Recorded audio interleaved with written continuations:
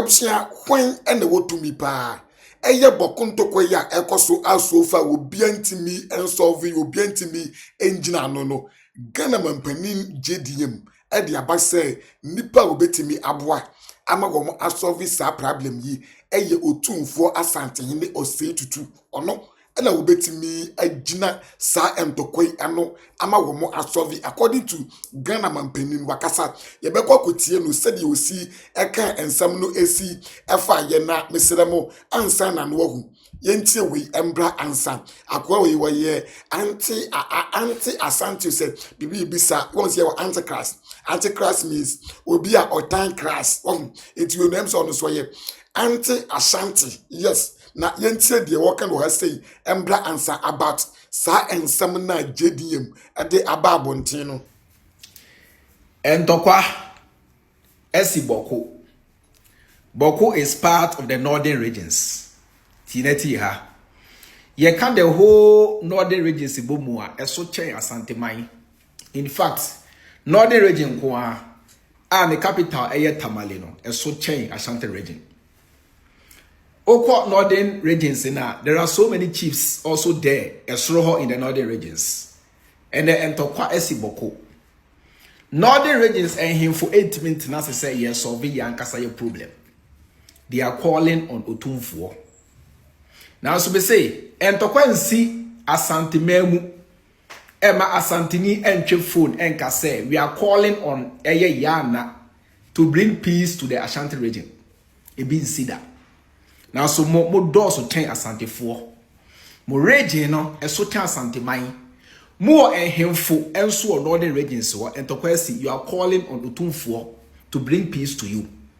Na sabi mu hwie na se asantini a wa jimi efre mo se mo ye entafo moa mo se mo ntibi da mo fa yes anti ashanti and say the bekosu bi efa asante man ho a eye positive ni de eye chiwade e de manu adanya omosi Otumfuo eme solving na one TB da na dabi o said the workers here wo ahemfofo egu northern region no se ni nyina ye nyina e Ghana ana ye nyina ni Ghana aye nyina ye one president sa na ye wa ahemfofo nso e wo Ghana se eburu wo so e wo no ho a ahemfofo no betimi aye den akọ support abusia eye ensem bebre na wunim enkote se de JDM esi eka ensem no esi efa ye about how achese Otumfuo ebeba bokun sensem yimu bi na achese omo yaye den omo ahwe asolve bibia.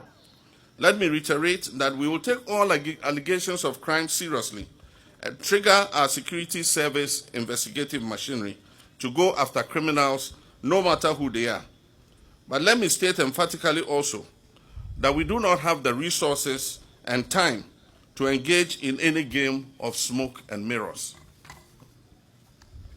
The Ghana Armed Forces is engaged in several theaters to maintain peace and security in our nation. One major flashpoint continues to be the Boko area. Only 2 days ago, an incident in a marketplace triggered an unfortunate loss of lives and criminal vandalism of property. I wish to emphasize that nobody gains from this situation of conflict and insecurity. We have triggered the Otumfuo mediation process, which saw all stakeholders participate in discussions in Kumasi on a roadmap towards peace. I'm assured by the Asantehene that the process will resume next week when he returns from his brief visits abroad. Congratulations to our armed forces for the sacrifices you have made, even at the peril of your lives, to protect life and property in the Boko conflict area. We need the cooperation of all to restore peace in Boko and its environs. And I entreat all sides to embrace peace as we dialogue to resolve this age-old dispute. Abusia na obeje di say sa entokwasem ya Bokofo na mu kra no omo pese Asantehene ebem ye ntie de ekoso e. Infrastructure that best describe these bandits as terrorism. Sadly, they have been protected by same politicians and some crook security personnel like Mahama Ayarga and Tredis Ovoka and co. Now the bandits have intensify their attacks on security personnel and threaten some of the various politicians that continue to protect them. These are homegrown terrorism, and if the state fails to address this issue, it has a tendency to escalate to unimaginable level. These are homegrown, we call for calm. We call for calm in the area and advise all to adhere to the mediation process of His Excellency Otufo Asantehene II. Thank you very much for coming to honor our invitation.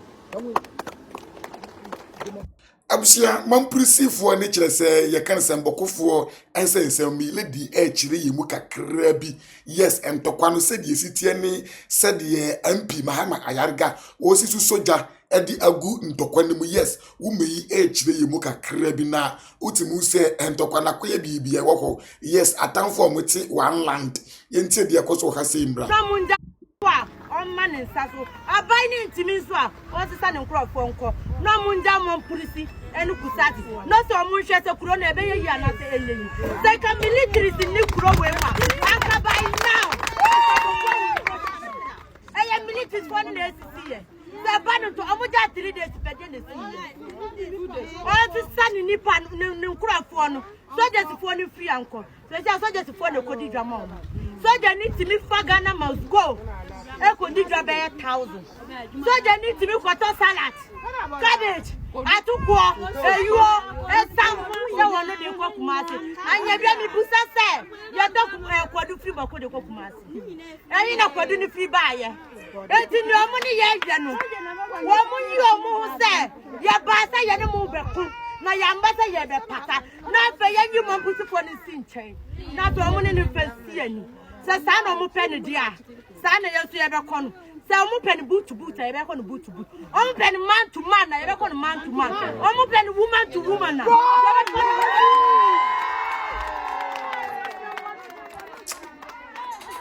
Abusia no kre ba akopɛ me de mani jeboko for violence na ho je 70 ntira ho no fiesi bi on se me pe wo fe mo hwe what as nti o mu ye nyina ye mani so fe e na say do mu si ya no physical on say wo film de ye editing ene ya ho no ma na hwe ba besia say de wo si kasa boot for boot man for man eye kire say woman for woman say de wo si kasa akono kra keke what as here yes eye Chinese in real life war in real life but all the same no mo say otumfo bem amache se bibia aidina won say bokofo entokoi no IGP Yohunu akoko no mako kan sembia ma Ghana fon kwase akeka na IGP Yohunu adenti no kokan sa asam no twini dwenas wo twa papa ya adenya papa no akokan se bokofo no adwo mutuo egu ho a wo be fa wo mu adwuma anase se wo mu recruit a police fo mbe make sure se wo be fa bokofo so aden aka wo bi o mu se wo mu nti bi da na wo be je di say yes in Ghana record since 90s